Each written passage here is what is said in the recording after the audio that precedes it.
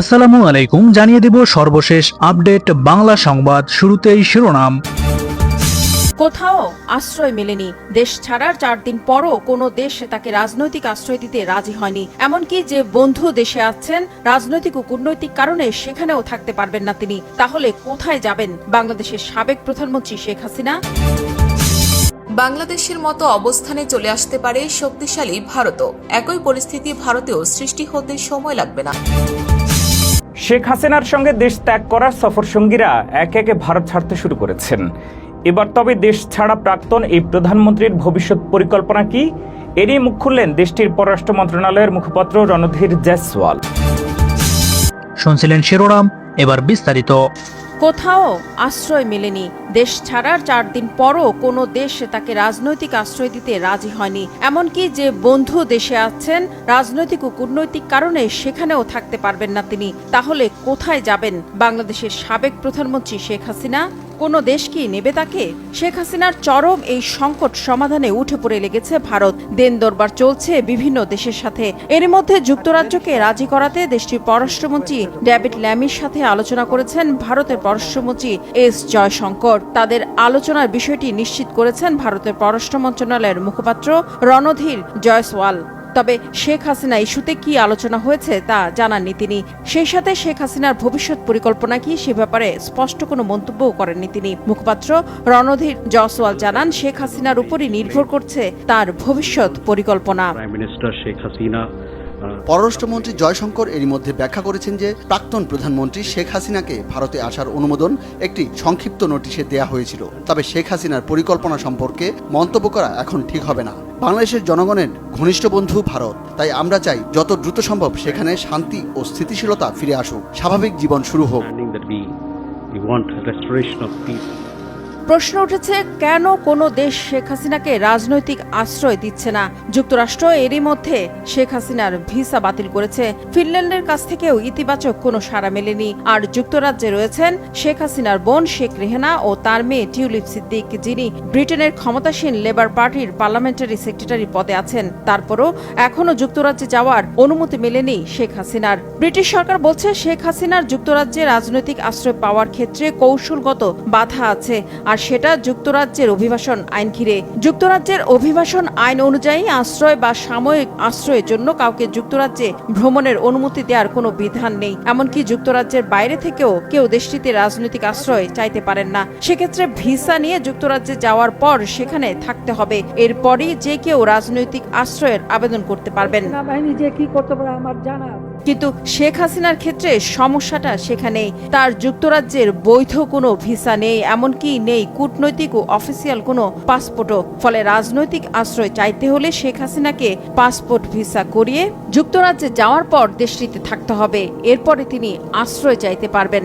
এছাড়া বেলারুশ, সৌদি আরব ও সংযুক্ত আরব আমিরাত সহ বেশ কয়েকটি দেশের নাম শোনা যাচ্ছে যেখানে রাজনৈতিক আশ্রয় পেতে পারেন শেখ হাসিনা। তবে শেষ পর্যন্ত কোন দেশে তিনি আশ্রয় পাচ্ছেন বা আদৌ পাবেন কিনা সেটা এখনো পরিষ্কার নয়। অবশ্য দিল্লি বলে দিয়েছে যতদিন প্রয়োজন তাকে তারা রাখবেন, তবে সেটা স্থায়ী নয়। কারণ তাহলে প্রতিবেশী বাংলাদেশের সাথে ভারতের ব্যাপক রাজনৈতিক ও কূটনৈতিক সংকট দেখা দেবে।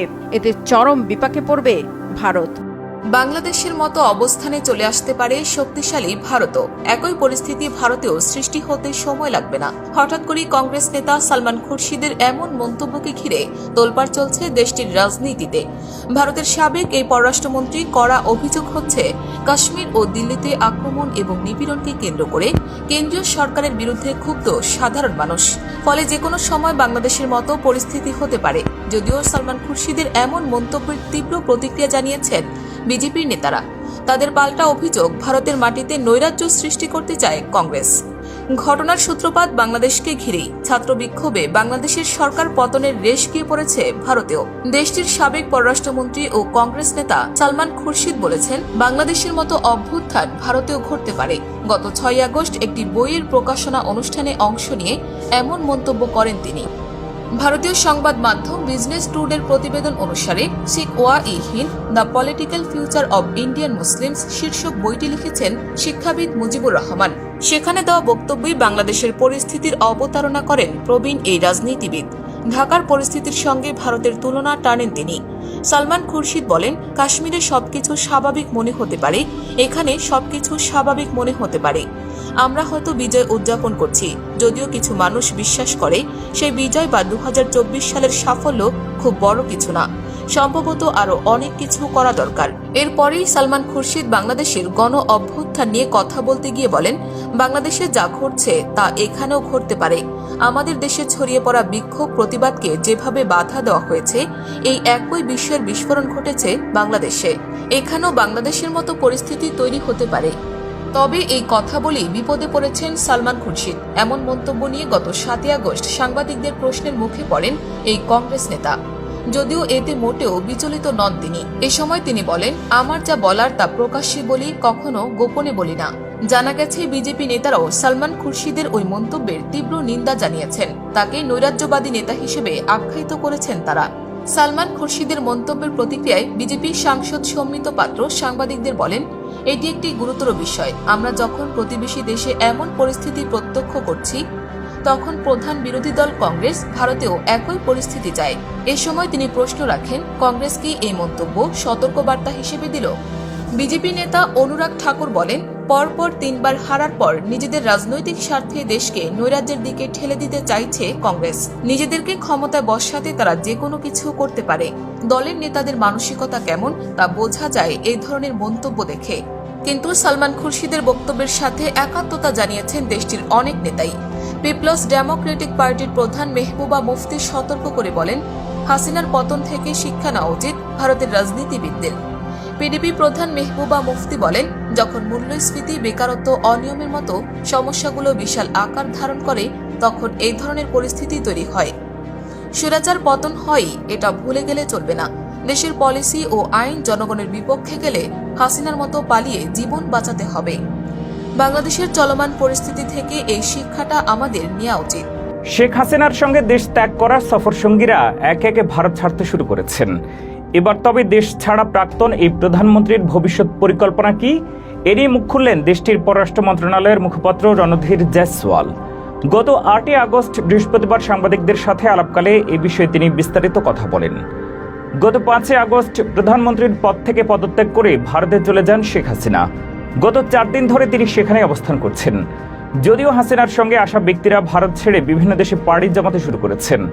এই অবস্থায় শেখ হাসিনার ভবিষ্যৎ পরিকল্পনা কি, এই বিষয়ে এখনও কোনো আপডেট নেই বলেই জানিয়েছে ভারতের পররাষ্ট্র মন্ত্রণালয়। শেখ হাসিনা কখন ভারত ছাড়বেন জানতে চাইলে মুখপাত্র রণধীর জয়সওয়াল বলেন, শেখ হাসিনার শাসনের বিরুদ্ধে সহিংস বিক্ষোভের মুখে পদত্যাগ করে তিনি তার দেশ থেকে ভারতে আশ্রয় নিয়েছেন। তবে আমাদের কাছে তার ভবিষ্যৎ পরিকল্পনার বিষয়ে কোনো আপডেট নেই। রণধীর এ সময় আরও বলেন, ভারত সরকার সব বিষয়ের উপরে নজরদারি চালিয়ে যাচ্ছে এবং বাংলাদেশের সংকটের দ্রুত অবসানের আশা করছে। বাংলাদেশের পরিস্থিতি এখন বিকশিত হচ্ছে বলেও জানায় ভারতের পররাষ্ট্র মন্ত্রণালয়। শেখ হাসিনা ভারত থেকে কোথায় যাবেন তা নিয়ে চলছে নানা জল্পনা। তার ছেলে সজীব ওয়াজেদ জয় জানিয়েছেন, মা আর বাংলাদেশে ফিরবেন না। শোনা যাচ্ছে হাসিনা লন্ডনে যেতে চেয়েছেন, কিন্তু ব্রিটেন সরকার এখনও সবুজ সংকেত দেয়নি। যদিও জয় বুধবার রাতে ভারতীয় সংবাদ মাধ্যম এনডিটিভিকে জানান, তার মা ভারতসহ কোনো দেশে রাজনৈতিক আশ্রয়ের জন্য আনুষ্ঠানিক অনুরোধ করেননি। জয় বর্তমানে যুক্তরাষ্ট্রের ওয়াশিংটন ডিসিতে অবস্থান করছেন। শেখ হাসিনার সেখানে যাওয়ার ক্ষেত্রেও তেমন সাড়া মিলছে না, কারণ যুক্তরাষ্ট্র হাসিনার মার্কিন ভিসা বাতিল করেছে বলেও খবর রয়েছে। অন্যদিকে শেখ হাসিনার বোন শেখ রেহানাকে সঙ্গে নিয়ে তিনি বাংলাদেশে ছেড়েছিলেন। রেহানা অবশ্য যুক্তরাজ্যের নাগরিক এবং তার কন্যা টিউলিপ সিদ্দিকী বর্তমানে ক্ষমতাসীন লেবার পার্টির এমপি। ফলে রেহানা সেখানে চলে যেতে পারবেন বলে ধারণা করে নেওয়া হচ্ছে। অন্যদিকে শেখ হাসিনার কন্যা সাইমা ওয়াজেদ পুতুল বর্তমানে দিল্লি ভিত্তিক বিশ্ব স্বাস্থ্য সংস্থার একজন সিনিয়র কর্মকর্তা। তবে তার এক টুইটার পোস্ট থেকে জানা যায়, ঢাকা থেকে পালিয়ে ভারতে যাওয়ার পর 4 দিন হয়ে গেলেও তিনি তার মায়ের সঙ্গে দেখা করতে পারেননি। এদিকে ভারতের পররাষ্ট্র মন্ত্রণালয়ের মুখপাত্র রণধীর জয়সওয়াল বাংলাদেশে থাকা ভারতীয়দের সুরক্ষার বিষয়ে বলেন, পরিস্থিতি ক্রমশ বিবর্তন হচ্ছে। এসব ঘটনা ঘটলে একটা কথার উপর জোর দিয়ে বলতে চাই, আমাদের ভারত সরকারের কাছে জনগণের স্বার্থ সবার আগে।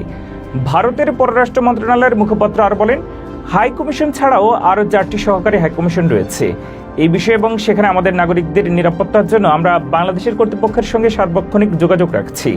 আমরা আশা করি যত তাড়াতাড়ি সম্ভব আইন শৃঙ্খলা উন্নতি হবে, যাতে আমাদের হাই কমিশন আবারও কাজ শুরু করতে পারে। তিনি আর বলেন, পররাষ্ট্র মন্ত্রণালয় বাংলাদেশের সংখ্যালঘুদের উপরে হামলার প্রতিবেদন সম্পর্কে অবগত এবং আমরা সংখ্যালঘুদের অবস্থা সম্পর্কিত পরিস্থিতিও পর্যবেক্ষণ করছি। সংখ্যালঘুদের সুরক্ষা ও কল্যাণ নিশ্চিত করতে বিভিন্ন গোষ্ঠী ও সংস্থার পক্ষ থেকেও বিভিন্ন উদ্যোগের খবর পাওয়া গেছে। আমরা এই পদক্ষেপগুলোকে স্বাগত জানাই। তবে আইনশৃঙ্খলা দৃশ্যমান না হওয়া পর্যন্ত স্বাভাবিকভাবেই আমরা গভীরভাবে উদ্বিগ্ন। তিনি আর বলেন, প্রতিটি সরকারের দায়িত্ব তার সকল নাগরিকের কল্যাণ নিশ্চিত করা। আমরা আশা করি বাংলাদেশের আইনশৃঙ্খলা পরিস্থিতি দ্রুত পুনরুদ্ধার হবে। এটা সামগ্রিকভাবে বাংলাদেশ ও সামগ্রিকভাবে বৃহত্তর অঞ্চলের স্বার্থেই।